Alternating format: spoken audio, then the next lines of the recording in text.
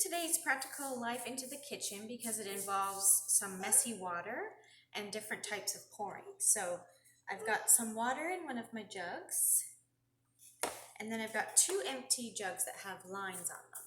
So if you don't have these, you could draw lines in marker on the outside and just experiment that way. So you're going to have your child practice their pouring work, which is great fine motor skill. You can get this stool, Evan, come watch. And I'm going to have them practice right to the, trying to get right to the line. Like that.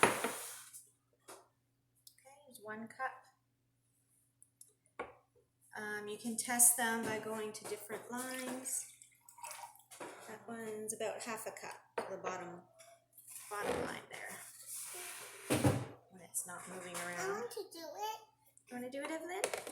Okay, why don't you pour this one back into this one? Okay, 2 strong hands, remember, they're heavy jugs. Let's see. Evelyn do her pouring work. Whoa, can you get right to the line? What line did you get to? There. Good.